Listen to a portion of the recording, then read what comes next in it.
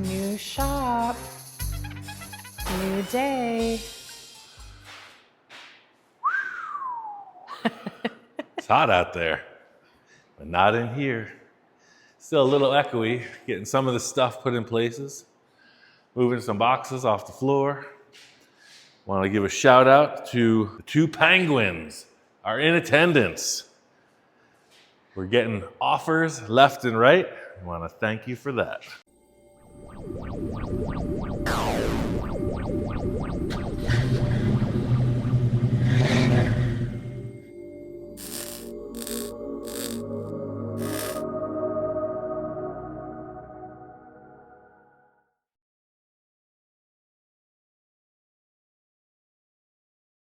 right, our first videos, if you remember when we started the channel, we're just shooting from the hip. We were winging it. We're a little older, a little wiser, trying to make this happen with limited tools and a perfect environment. What could possibly go wrong? Bug's still in the trailer. It's too hot right now. I'm gonna wheel that in tomorrow. And then we're gonna kind of do double up, I guess, on this because I'm gonna have to go to the steel supply tomorrow to get the parts for what we're doing. Then I'm gonna roll the Bug in, probably near the door here, so I can work with the fiberglass and then open the door to vent it. Also put the Bug in at night when it's cooler so we don't heat up the shop. Let's tell those that did not see our live what you're building. In a short recap, the Wheelie-Popping Trikers from outer space. You can see it's already popping a wheelie from the start. That's what we're setting up for. It's gonna be a giant UFO trike. When I say giant, I mean not street legal. It's gonna be 10-foot diameter UFO on 3 wheels. I got this trike from my friend Jim. This was his grandfather's creation, handmade, and I promised him I wouldn't cut it apart. You did. So I'm just gonna put a cap on it. Can we show the drawing that you did in the live the other day? If you look at our logo, I'm not gonna put the shifter because I don't want a big tail hanging off this thing. Here's the blueprints. The WPBFO. It's our mascot. You might see some tire. You might see some more fork. I don't know. Gonna need wheelie bars, definitely.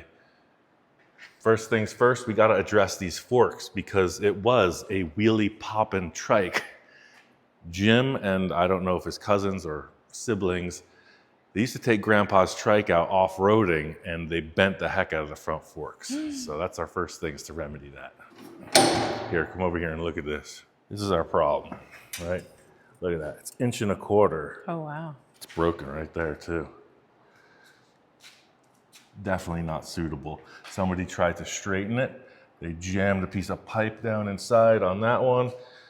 Proper remedy is to replace it. These have not been affected. This is still nice and straight. I got a new tire I ordered this morning. I'm gonna stick with this rim. So if you look at it, the rim ain't bent. You know, that's within reason. So we're gonna open up the bearings. They feel good. Just grease them up. Not sure what size hardwares we're working with. Maybe 3/4, bigger. And man, wouldn't you know it, I left the WD-40 in California. So hopefully we can undo these. I was just at Walmart, right around the corner.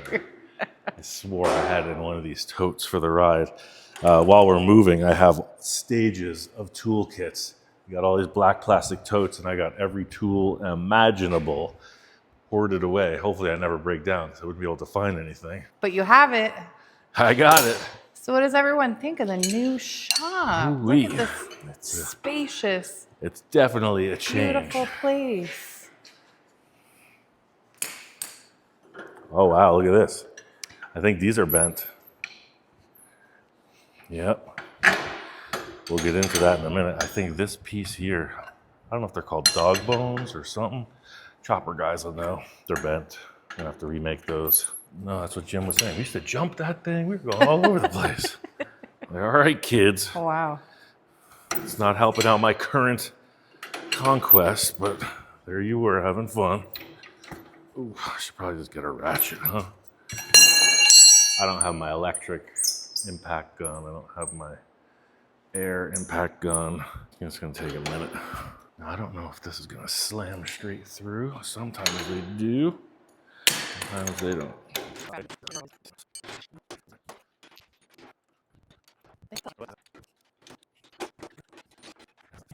Buy a new bolt. One's all seized up. It's easy to get. We'll just get grade 8. You can see how easy that broke. We'll put a grade. That one's bent too. All that wheelie popping. We'll just put 2 new ones in. Because it's going to pop wheelies. We're going to reinforce all this as well. Break grandpa's motorcycle anymore. No. It's going to cut these 2 bolts. Because they definitely, if that one didn't come out, those 2 ain't coming out. Take off these handy bars. So now why are you doing all of this? To straighten everything out? Yeah, the thing is bent and it's not going to track right. You can see how hard the forks flop. Yeah. When the tire was on, it's like boom, boom, because there's too much rake in it. Ah, okay. And I like the thing. I want to restore it. What did you say? You like the thing? I like the thing. I want to restore it. I don't want to just leave it sitting out in the yard like it was for so many years. They put these really close. They're upside down, so that's loose. Oh, these aren't even tight. Go figure. This kid's holding on for dear life, and the handlebars are loose. See, it's all bent. That's why it's so hard to whamma-jam it. Yeah, they were holding on these handlebars like freaking savages, I'm sure. It feels so good to be back in the shop filming. I know, 25 days without work is like the most we haven't worked It's weird. in years since we got married. Because I used to work 10 days in a row a lot of times. Sometimes you'd work months in a row, like entire months. I played pinball yesterday, though. A little date day, did a little thrifting. Yeah, we did. We went yesterday. We checked out Mesa. We went to the Peddlers Mall. Is that what it was called? Smut Peddlers Mall. What? It's a band, the Smut Peddlers. I can't think We of went it any other way. thrifting. We were Peddlers Mall. looking for blow molds. And also, for those of you tuning in, the bug is here. Ian's going to be bringing that into the shop. Little Jewel, he's working on transport. Maybe this week. For her. That's amazing. Those are the back tires for the Beast. Very excited about that. And cool, handlebars off. Now let's see what it takes to get this headset. It's gonna need a big wrench. You tried a little wrench. See if this doesn't help us out. Nothing's tight. It goes from broken bolts to absolutely loose. Wow. Perfect. Nice job, kids. Maintenance. That's the way I used to treat my mini bikes when I was a kid. Just run it. All right, let's get a hammer and see if we can't pop this apart. Yep. Yeah, I just don't want to go putting hammer marks in this. Because everything's bent, so it's really seized up. Oh wow, there's VIN numbers on this. Good. Has a title, but there's VIN numbers on the headset. All right, one more bolt. Called it a bolt, but we all know better.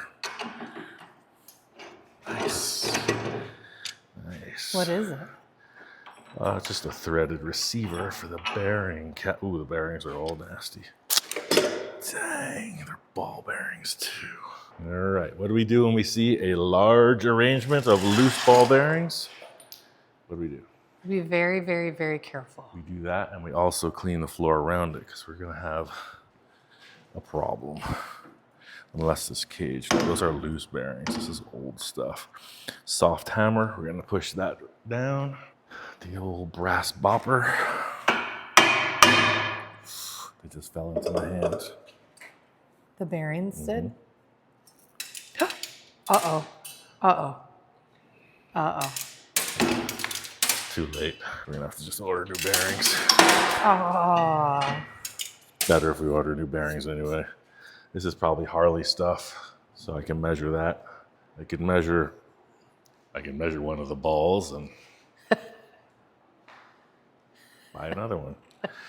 Bent forks. I'm gonna slide out the operating table. Oh, wow. You can see the bent forks more now that you have them off. That's what I'm saying.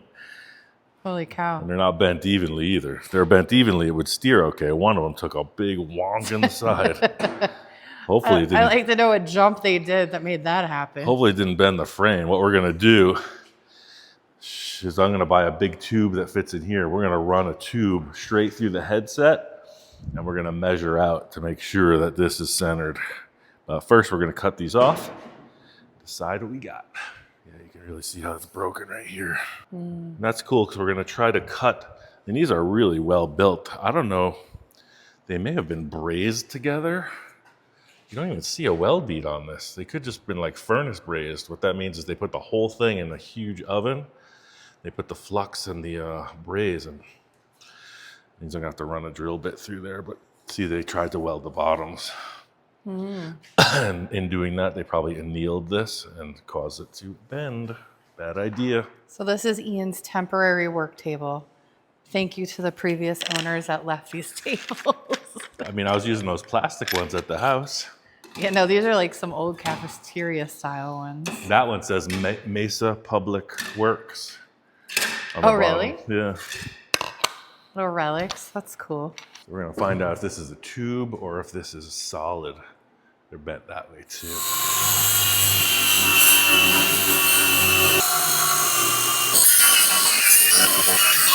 Interesting. So these are tubes. I thought they'd be solid. So they're actually not very strong. Probably not designed for a vehicle this heavy. You think about Harley, you know, like a Sportster chopper were so popular. You know, for a lot of this mass-produced stuff, reasonably light. You got all this chassis and the person and the wheelies. Ew, let's cut this one off and explore some more.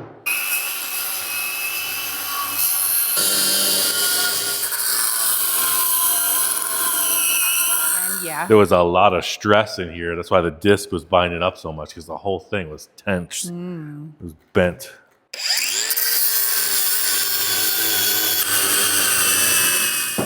So we have the 1.25 inch tube, but there's still the tube stuck in here. So we have to relieve that, to get that out of there somehow. And I'm not sure if it's brazed. It is brazed. Can you see that? You see that little ring of brass right there? That's what it is. So this whole thing was furnace brazed and then polished back. So I was thinking if it was just welded, you'd be able to put a drill bit to that, and you'd be able to pop that tube, little section tube out, but it's completely sealed with brass. So we're gonna have to get an 1.25 inch drill bit and run it through.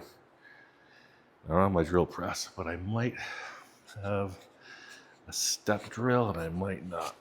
Little by little, that's one thing we can get on the way tomorrow when we get the steel. Yeah, I don't have that. Wait, I do. I got a bonus when I went to Home Depot. I got to choose a reward. What? I chose the step drills. Let me get them out of the truck. You chose what? I'll show you. You know, when you're a member, certain establishments, you spend a certain amount of money, you get to choose a free gift. Oh. Ooh, looky here. Yep, sometimes it pays to be a member. Fancy. But, as we know, the Warrior brand, probably not what we need to accomplish this task.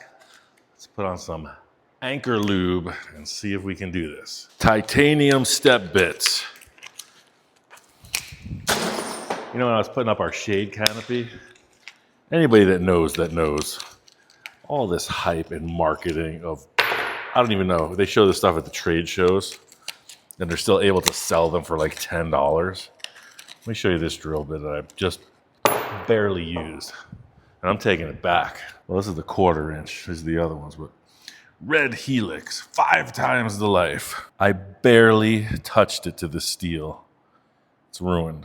I'm taking it right back. I mean, I went dink and it broke. Dink. That's crazy.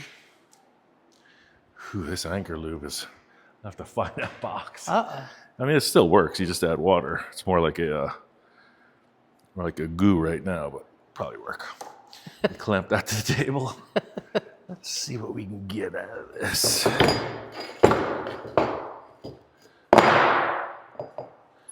Knock it out. So, our bit is much bigger than 1.25 inch, but I'm going to stop it on that portion of the step. Let's take a look inside because they are labeled. There it is. 1, I'm gonna put a Sharpie on that and my glasses. Oh, so 1 1/4 is the second one to the end, so easy enough. Smear a bunch of this good stuff on there. Doesn't always look like this. This is the example that's neglected. This is what happens when you neglect it.